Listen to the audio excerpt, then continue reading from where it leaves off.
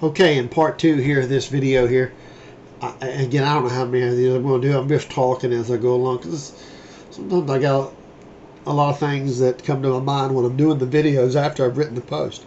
The posts generally take, sometimes several days for me to accumulate all the data and try to put this together in something that makes sense.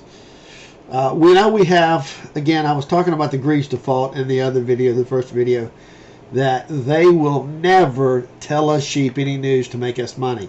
That's just the way it is. They are going to steal our money. So, yeah, I know this sounds like the so-called bank holiday that Lindsey Williams is talking about, but you have not listened closely enough. He said no one will know when it happens.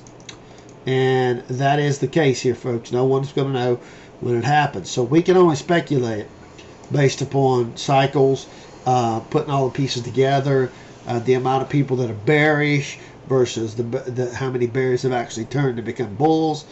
And I think that once we put in a new high, all the bears will be done after this coming sell-off that we have here in March. And they rally this up to a new high into June.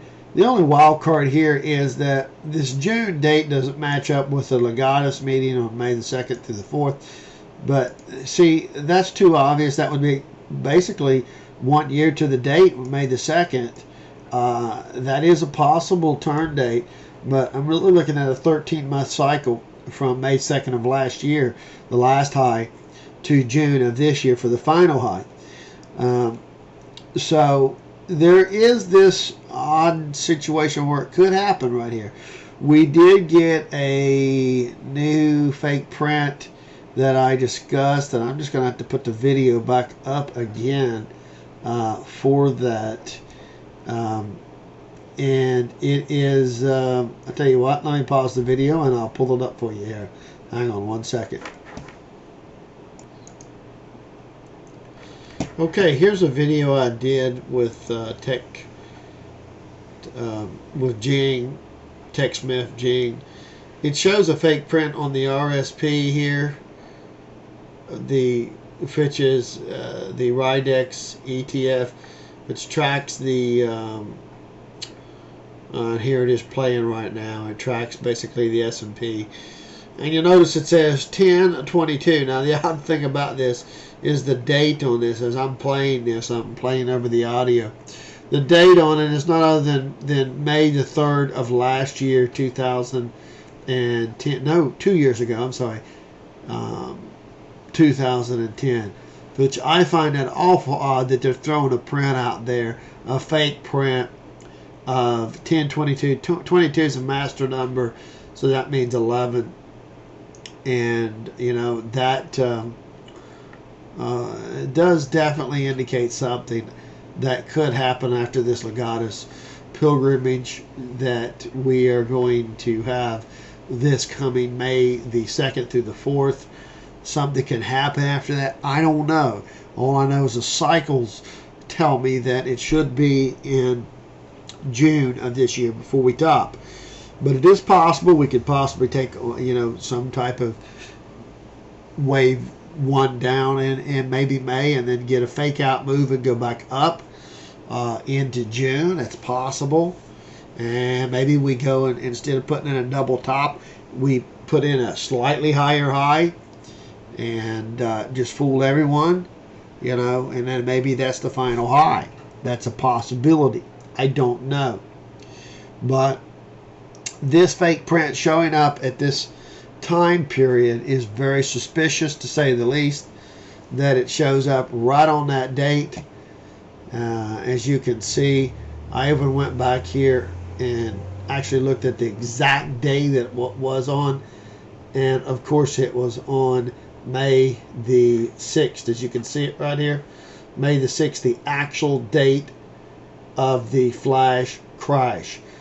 That is odd, folks. Why are they showing us a fake print back on that date?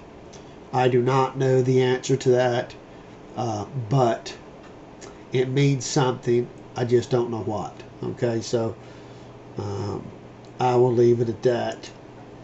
And I don't know if I can pause this here video or not, but I'll move on with this. You get the idea there that that is very, very important. The RSP shows a fake print of May the 6th, the date of the flash crash. It never went that low, nowhere near it. It did well to go in this area right here, you know, so it didn't happen. So let's cancel out of this since I can't seem to pause it. Okay, so what we have here is a false flag we know is coming. They're going to plan this. They've already said they're going to plan it. Some Navy SEALs have already been told about it. They have told Ed Asner. He has talked about it. At the same time, we have this guy, Bill Woods, whether that's not his real name, come to the people at Project Camelot. He is a Navy SEALs, an ex-Navy SEALs person, a member of SEAL Team 9. He has come forward, clearly stated, yes, in his opinion, after seeing hundreds of Tomahawk missiles hit their target, because he was the one pulling the trigger. If you actually watch the video, he was the one that actually hit the fire button, or his team, I should say, maybe not him personally, but they were the ones that sent these Tomahawk missiles to hit innocent civilians. They got sick of it. That's why he's coming forward. He knows it was all lies. He knows what the damage or collateral damage is of Tomahawk missiles. He clearly states that, in his opinion, that's exactly what hit the White House. Not the White House, but the Pentagon in 9/11. But besides all that, that's past history. We all pretty much know. Anyways, watching my videos knows that 9/11 was an inside job done by the gangster thug Illuminati, Reptilians, George Daddy Bush, Henry Kissinger, Dick Cheney, Bill Clinton, Jay Rockefeller, George Soros, Warren Buffett, all these thugs. But anyway, so here you got this guy coming forward. Here you got somebody else telling Ed Asner. And I'll put this link on the blog for you. I'll update that, put that link on there for you. You also got Lindsey Williams talking about the coming dollar, 40% devaluation in the dollar, and that war is planned with Iran. It's not going to happen in the next 30 days. He says in this video here, he just basically says that it's coming. Doesn't know when, but he believes it to be later this year, as I do too. Okay, so the only thing I have with May, the cycle is in June. We should hit a high, but there's still that wild card with the Legatus and that fake print. That fake print going back to the May 6th time period is weird, okay, to say the least. I don't know what it means, but it's very, very, very weird. Would they do that again? That'd be kind of strange, I would think, that they would do it again. Literally after this May the 2nd through the 4th Legatus pilgrimage, that literally on that particular date, May the 6th, that they'd have another flash crash or something. That'd be crazy. I don't think that's going to happen. So I want to stick with the June period being the top, and then it going down after that. So basically what I was looking at here, well, before we get to the charts, let's continue on about this. One of the things here, as I said earlier in the first video, I started this site off just a technical site, and then took the red pill and learned about the fake prints and the Illuminati and how the market was controlled. Then found out the Illuminati were worshiping aliens that were known as reptilians, and that some of them were reptilian shapeshifters, and they've been here for 6,000 plus years. This all dates back to Adam and Eve time. Even Lindsey Williams and his other preachers, pastors, whatever, believe that the Adam and Eve time was 6,000 years ago. A day is 1,000 years with God, with God and the creation of the earth, supposedly. So 6,000 years and 6 days. We're going into the 7th day. It's supposed to be 1,000 years, millennium of peace and a golden age, the end of the Illuminati, all of this. Well, here's an interesting video talking about a reptilian base that was destroyed. That supposedly there's 18,000 reptilians here on the planet, and that this base or city could house as many as 5,000 of them. And many of them were escorted off the planet through stargates to another planet, and because that's what peaceful, loving people do, or immortal spirits do. Instead of killing these people, they just escort them off to another planet and let them live out their lives there. But there, in this video, it also talks about some soldiers that did not want to go. You know, they die hard, going to die or trying. So anyway, it's an interesting video. You can watch. It's just that picture basically, but the audio, it's basically an audio. But it's interesting to say the least. There's all kinds of proof out there if you actually do your search that the reptilians do exist, that they are walking among us, just like the Palladians and the Nordics and all the other races, the Anunnaki. They've all been here, okay? And you all know by seeing the stock market, you know it's fully controlled and manipulated by some gangsters.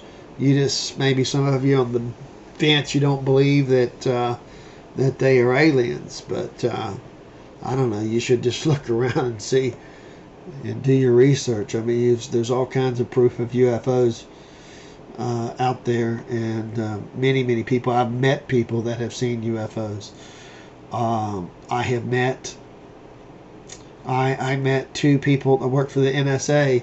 I did some work for them. I was at their house for about 3 hours up in Ohio, and they were retired, older men and women, husband and wife, and he had worked for the NSA for 20 years and was a 20-year Marine before that, and his wife worked for the NSA. Very healthy people and very good-spirited and older folks that you wouldn't believe their age. And they were well up in their 70s, but they act like this in their 50s. But he flat out told me, he said the alien bodies are not in Area 51 anymore. They are in a secret base in Virginia. He said Area 51 is where we have our space program, that where our spaceships come from. And you got to use common sense here, folks. If you really think that the space program ended in 1970 and that we're still, because that's the facts, we're looking at a space shuttle built in 1970 and it's still flying today. In 1970 we had 8-track tape players and cassette players. Today we have computers and a cell phone. Do you really think they didn't advance? Of course not.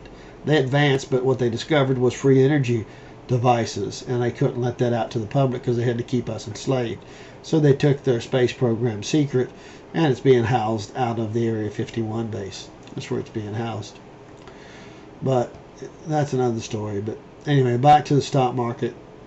Obviously, we're going to take this into a third video for the technicals of it. And sorry to go so long with it, but I don't do these posts that often now, so I have to get all this out here for you as it comes to me, as it builds up, and try to put all these pieces together. But I firmly believe that what we're going to have here is a move down in March. Maybe not that big a move. I don't know how much. Maybe whatever it's going to be. It's just going to be a little sell-off, a panic-type move into that 23rd of March when they supposedly Greek default. Then after that, I think something will come out of it. We're going to run it up and force out every bear in the market. There'll be no more bears left when this happens, folks. It's just, it's going to fool a lot of folks. So anyway, let's wrap up this video and let's move on to the next video, and we'll go over some of the other stuff here that's important here that I need to talk about that I don't have time for in this video. So moving on to part 3.